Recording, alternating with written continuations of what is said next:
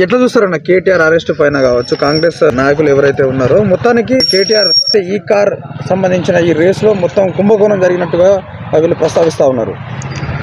వాస్తవానికి తెలంగాణను ప్రజలను గట్టిగా మోసపెట్టిన కాంగ్రెస్ ప్రభుత్వం ఏదంటే గత 60 సంవత్సరాలు మోసం చేసింది కాంగ్రెస్ పార్టీ. ఇప్పుడు వచ్చి ఏడాది కాలం చల్లి మేము చేస్తాం అది చేస్తామని చెప్పేసి మళ్ళీ ప్రజలను మభ్యపెట్టేందుకు తప్ప ఈ ప్రభుత్వం దేనికి పనికిరాదు. పాలిటిక్స్ డైవర్షన్ కోసం రేవంత్ రెడ్డి ప్రభుత్వం వస్తుంది తప్ప దేనికి లేదు. మొన్న లగచర్ల విషయంలో కావచ్చు, అదొక పాలిటిక్స్ డైవర్షనే. ఇప్పుడు ఈ ఫార్ములా అని చెప్పేసి ఇదొకటి డైవర్షన్. రైతు బంధు విషయంలో పాలిటిక్స్ డైవర్షన్ చేయడానికి మళ్ళీ ఈ ఫార్ములా ఒకటి కొత్త లేవనెత్తిండు అంతే తప్ప కేటీఆర్కు ఈ ఫార్ములాకు ఏం సంబంధం లేదు. ఇదొక ప్రజలను ఏదో కేసీఆర్ కుటుంబం చేసిందని ఒక మభ్యపెట్టేందుకే ఇది. అంతకు మించి రేవంత్ రెడ్డి చేసింది అట్లా అనుకుంటే ఓటుకు నోటు కేసుల్లో బ్యాగులతో సంచులతో కట్టను మూటలతో దొరికిన దొంగ ఆయన. ఫస్ట్ ఆఫ్ ఆల్ ఆయన జైలు వేయాలి. ఫస్ట్ జైలు ఆయన కేసు ఇంకా బెయిల్ మీద వచ్చి బయట నడుస్తుంది. ఇప్పుడు మొన్న కూడా ఆయన యాదయ్య అని చెప్పేసి ఒక తన తోటి ఖైదీ వస్తే ఆయన దగ్గర తీసుకుపోయి ఫోటో దిగిండు.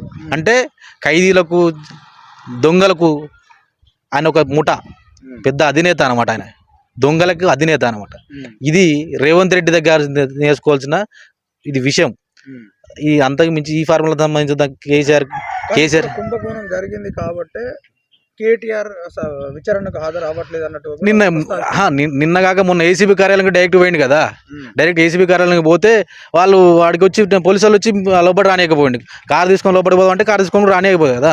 మరి అదే లాయర్ని తీసుకొని పోతా అని చెప్పేసి అన్నాడు. మరి రాలేదు. ఇప్పుడు ఒక మానవ హక్కుల మనం రాష్ట్రంలో మనం ఉన్నాం కాబట్టి మనం హక్కులను వినియోగించు, రాజ్యాంగ హక్కులను వినియోగించుకోవచ్చు. లాయర్ పోతే ఏమైంది? ఇప్పుడు అదే రాహుల్ గాంధీని ఢిల్లీలో తీసుకుపోయిన ఏసీబీ తీసుకుపోయినప్పుడు సిఐడి తీసుకుపోయినప్పుడు ఆయనతో పాటు లాయర్ పోలేదా? ఒక మేడం గారు కూర్చున్నారు కదా పక్క పంటి ఫోటోలని. ఇప్పుడు ఎక్కడ పడితే అక్కడ ఆన్లైన్లో మీకు కొడితే అవుపడుతూనే ఉంటాయి. ఇక లాయర్ వస్తేనే మీకు లాయర్ వస్తే మీరు లోపల రానియము అని చెప్పేసి మళ్ళీ ఒకసారి పిటిషన్ చేసుడు అది చేసుడు. ఇదంతా ఒక డైవర్షన్ పాలిటిక్స్ తప్ప రేవంత్ రెడ్డి ప్రభుత్వానికి ఏది చేయనికి చేతగాక, ఫస్ట్ ఆఫ్ ఆల్ చేయనికి చేత, ప్రజల గురించి ఆలోచించే రైతులను వెన్ను విరిచిందే కాంగ్రెస్ పార్టీ. ఇప్పుడు కూడా కాంగ్రెస్ పార్టీ వెన్ను విరిచింది. 15,000 ఇస్తా అని చెప్పేసి 12,000 రూపాయలు ఇచ్చింది. ఇది ఎంత దగులుబాజీ ప్రభుత్వం, ఇది ఎంత మోసపూరిత ప్రభుత్వం ఇది. ఇలాంటి ప్రభుత్వాన్ని ఇంకా నమ్ముతారా? రేపొద్దున ఏ మోంగ పెట్టుకొని రేపొద్దున ఓట్లు అడగడానికి వస్తారు? 15,000 ఇస్తా అని చెప్తేనే కదా నీకు ఓట్లేసింది. 2 లక్షల రుణమాఫీ ఇస్తా అని చెప్పేసి అంటున్నాయి కదా నీకు ఓట్లేసింది. రుణమాఫీ పూర్తి కాలేదు సరిగా. 15,000 ఇస్తాన సంగతి ఇప్పుడు 17,000 కోట్ల రూపాయలను అప్పుడు కేసీఆర్ హయాంలో ఉన్నాయి. వీటిని రైతు బంధు రూపంలో ఇప్పిద్దామని చెప్పేసి అనుకుంటే వాళ్ళే ఎలక్షన్ కోడ్ మీద మళ్ళీ ఎలక్షన్ కోడ్ ఉందని చెప్పి కేసేసి రైతు బంధు పైసలు ఆపి వీటిని మళ్ళీ రైతు బంధు పైసలు రాకుండా చేసిన ప్రభుత్వం ఈ ప్రభుత్వమే కదా. ఇప్పుడు అది లేదా? మళ్ళీ దాన్ని కొంతమంది ఎగవేదగా ఇప్పుడు దాన్ని తప్పుదూరం పట్టించే ఉద్దేశం 12,000 ఇస్తాం, 6,000 ఇస్తాం, ఇది ఎకరాకు 6,000 ఇస్తాం, నేను 3 పంటలకు ఇస్తాను అని చెప్పిండు ఈ మొగోడు. ఈ మొగోడు ఇంకా 3 పంటలకు ఇస్తాను, 2 పంటలకి ఇస్తాను కేసీఆర్. మొగోను అయితే 3 పంటలకి అన్నాడు. మరి ఇప్పుడు నువ్వు మొగోను అనిపించుకో, 3 పంటలకు ఇచ్చి 15,000 ఇచ్చి మొగోను అనిపించుకో. నువ్వు లోకల్ బాడీ ఎలక్షన్ జనాలు నమ్మే అంటే ఇట్లాంటి పాలిటిక్స్ చేస్తే ఖచ్చితంగా తెచ్చి మళ్ళీ ఎక్కడికో దూరం కొడతారు ప్రజలు. నమ్మరు, వాస్తవానికి నమ్మరు. ఇప్పటికీ ఇప్పుడు ఈ రైతు బంధు అనేది ఎందుకు పెట్టిండంటే రేపు లోకల్ పార్టీ ఎలక్షన్ల కోసమే రైతు బంధు పెట్టిండు. ఇది ఒక డైవర్షన్. ఇప్పుడు రైతు బంధు పైసలు ఇస్తేనే రేపు పొద్దున ఎలక్షన్లకు మనం పోవాలి అనే కాన్సెప్ట్ రైతు బంధు పెట్టిండు.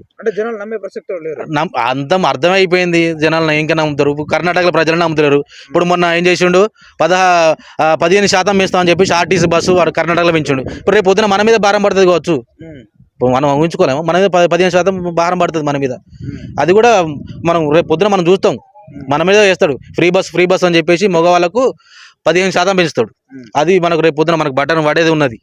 ఇది ఖచ్చితంగా తెలంగాణను మోసం చేయడానికి వాళ్ళు. ఇప్పుడు ఒక ముఖ్యమంత్రి అంటే ఒక ప్రజల నుంచి పుట్టాలి నాయకుడు అనేటోడు. డబ్బు సంచులతో పుట్టిన నాయకుడు ఆయన. ఉట్టిగా పుట్టిన నాయకుడు, డబ్బు సంచులతో పుట్టిన నాయకుడు. ఇప్పుడు మొన్న క్యాబినెట్ మీటింగ్ జరిగింది, కనీసం పక్కన ఉన్న మంత్రులే లేచి కూర్చుంటారు. ముఖ్యమంత్రి అనే గౌరవం కూడా లేదు వాళ్ళే గౌరవించుకుంటలేరు. రేపు పొద్దున నేను ప్రజలేం గౌరవిస్తారు? నేను ఇట్లాంటి చేస్తే ప్రజలేం గౌరవిస్తారు? నేను రేపు పొద్దున ఈ డైవర్షన్ పాలిటిక్స్ తప్ప ఇప్పుడు ఈ 2 నెలలు ఎట్లా పోవాలి, ఇంకొక 2 ఎట్లా పోవాలి, ఒక సంవత్సరం దాకా ఇట్లా 4 సంవత్సరాలు గడుపుకోవాలి, పొద్దు గడుపుకోవాలని కాన్సెప్ట్ ఇది వచ్చింది తప్ప ప్రజలకు సేవ చేయాలని రాలేదు వాళ్ళు. ఇప్పుడు ఈ కార్ రేస్ లో కుంభకోణము లేదంటే ఎలక్ట్రో బాండ్ 40,000 కోట్లతోటి కూడా దాంట్లో కూడా కుంభకోణం అయినట్టు కూడా ప్రస్తావిస్తా ఉన్నారు వీళ్ళు వీళ్ళకు ఎట్లయినా ఉంటాయి, ఏవైనా ప్రూఫ్లు ఉంటే డైరెక్ట్ అరెస్ట్ చేయొచ్చు కదా. ఏ ప్రూఫ్లు తీసుకొని అరెస్ట్ చేస్తే అయిపోతుంది. ప్రూఫ్ లేకుండా ఏదో పబ్బం గడపాలని కాన్సెప్ట్ తప్ప ప్రూఫ్లు ఏం లేవు. ఆ కేసు పెట్టి ఈ కేసు పెట్టి ఇప్పుడు కవిత గారిని అరెస్ట్ చేసిన ఒక 4-5 నెలలు అరెస్ట్ పెట్టి జైల్లో పెట్టిళ్ళు. అదొక డైవర్షన్ పాలిటిక్స్ తప్ప ప్రజలకు చేసే మేలు ఒక్కటి లేదు. ఇప్పుడు ముసలి వాళ్ళకు 4,000 పింఛన్ ఇస్తా అని చెప్పేసి అన్నాడు. 4,000 పింఛన్ ఇచ్చిండా? వాళ్ళకు ఒక 2 నెలల పింఛన్ కొట్టిండు. 2 నెలల పింఛన్ ఇప్పుడు రాలేదు, ఇంకా 4,000 రాలేదు. ఎందుకు మరి అది ప్రభుత్వం దేనికి?